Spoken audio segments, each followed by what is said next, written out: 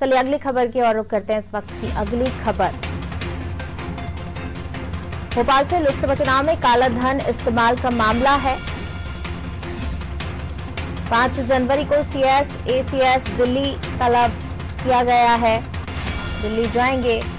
EC ने इकबाल सिंह बैस और राजेश राजौरा को दिल्ली तलब किया है। तो अब जो है इकबाल सिंह बैस और राजेश राजौरा दिल्ली में चर्चा करने के लिए बुलाया गया है। उनसे जो सीबीडीटी की रिपोर्ट है उस पर भी चर्चा करने के लिए बुलाया है। 281 करोड़ रुपए के लेन देन के प्रमाण का जो मामला है 2019 लोकसभा चुनाव में काला धन इस्तेमाल का मामला 5 जनवरी को सीएस और एसीएस दिल्ली तलब किया गया है। ईसी ने इकबाल सिंह बैस और राजेश राजौरा को दिल्ली तलब किया है। सरकार ने पूरे मामले पर कानूनी सलाह ली है।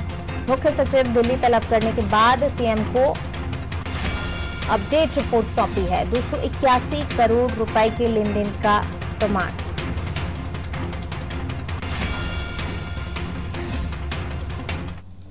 चलिए और इसी खबर पर ज्यादा जानकारी के लिए हमारे विशेष संवाददाता वैभव गुप्ता जी हमारे साथ जुड़े हुए हैं। वैभव जी, लोकसभा चुनाव में काले धन इस्तेमाल का मामला और इसके लिए एसीएस और सीएस दोनों को ही दिल्ली तलब किया गया है।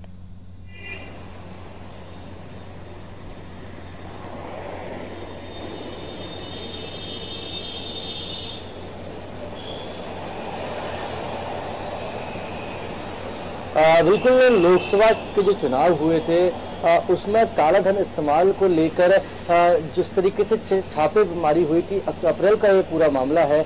19 अप्रैल में इनकम टैक्स डिपार्टमेंट के द्वारा छापे मारे गए थे, जिसके बाद जो केंद्रीय चुनाव आयोग है उसके द्वारा सीबीडीटी की रिपोर्ट और जो प्रकरण दर्ज किया गया उसके संबंध में 16 दिसंबर को जानकारी राज्य सरकार को सौंप दी गई थी।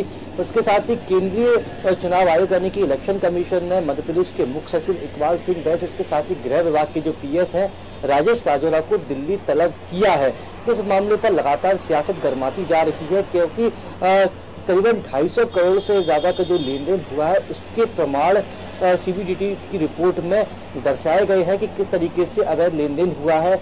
कई बड़े महत्वपूर्ण लोगों के नाम भी इस रिपोर्ट में दर्ज किए गए हैं। इसके साथ ही कई वो नेता भी हैं जो पहले कमलनाथ सरकार के दौरान कांग्रेस में थे, लेकिन जैसे सत्ता परिवर्तन होता है वो बीजेपी में भी आ गए हैं।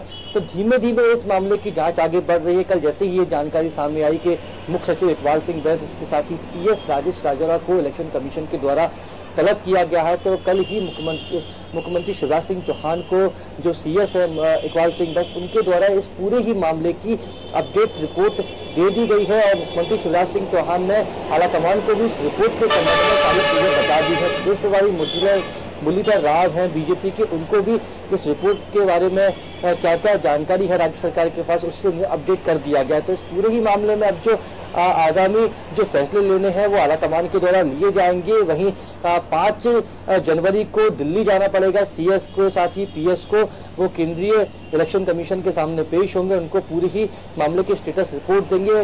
वो बताएंगे कि इस मामले में उनके द्वारा क्या क्या कार्रवाई की गई है और क्या क्या साक्ष्य उनके पास हैं।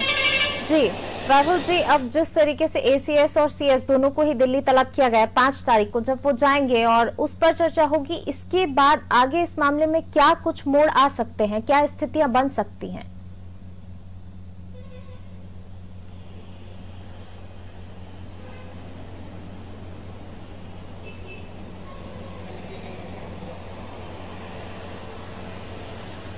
पूनम, फिलहाल इस मामले में कुछ भी कहना बहुत ज़्यादा जल्दबाजी होगी, क्योंकि 16 दिसंबर को सरकार के पास पत्र भेजा गया था इलेक्शन कमीशन के द्वारा, जिसमें सीबीडीटी की रिपोर्ट के साथ ही जो प्रकरण दर्ज किया गया था उसकी पूरी जानकारी राज्य सरकार को सौंप दी गई थी। राज्य सरकार इस मामले में कुछ कदम उठाती उससे पहले ही 5 जनवरी को दिल्ली तलब कर लिया गया है सीएस और पीएस को, और उनसे जब वो इलेक्शन कमीशन के पास पहुँचेंगे तो वो बताएंगे कि उनके द्वारा क्या क्या कार्रवाई की गई है। सीएस के द्वारा मुख्यमंत्री शिवराज सिंह चौहान को इस पूरे ही मामले में अपडेट दे दिया गया है।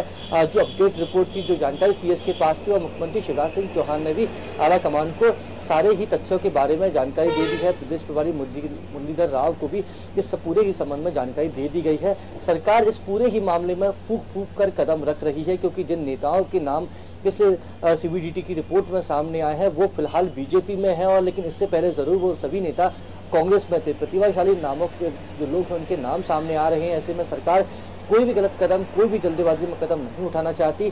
3 आईपीएस अधिकारियों के नाम भी इस मामले में सामने आए थे, तो हमने देखा था कि किस तरीके से कांग्रेस कार्यालय में पूर्व मुख्यमंत्री दिग्विजय सिंह के द्वारा प्रेस कॉन्फ्रेंस की गई थी, और एक अधिकारी का नाम भी लिया गया। तो उन्होंने कहा था कि इन अधिकारी के खिलाफ भी समान कार्रवाई होनी चाहिए। तो सरकार पूरे ही मामले में गंभीर है, जल्दबाजी में सरकार कोई कदम नहीं उठाना चाहती। और 5 जनवरी को दिल्ली से तलब होने के बाद जब सीएस वापस लौटेंगे, पीएस वापस लौटेंगे, तो एक बार फिर से बैठक होगी, क्योंकि सरकार ने इस पूरे ही मामले में विधि विभाग के अफसरों के साथ बैठक कर ली है। मुख्यमंत्री शिवराज सिंह चौहान विधि विभाग के अफसरों के साथ बैठक कर चुके हैं, और इस मामले में कुछ निराकरण निकालने की कोशिश की जा रही है कि सरकार के द्वारा क्या कदम उठाए जा सकते हैं ताकि कार्रवाई भी हो और किसी के ऊपर आंच भी ना आए। जी बाबू जी, बने रहिए आप हमारे साथ। मैं लौटूंगी आपके पास। तो बिल्कुल लोकसभा चुनाव में काले धन इस्तेमाल का जो मामला है, अब उसको लेकर भी लगातार जो है जांच की जा रही है, और इसी को लेकर एसीएस और सीएस दोनों को दिल्ली तलब किया गया है 5 जनवरी।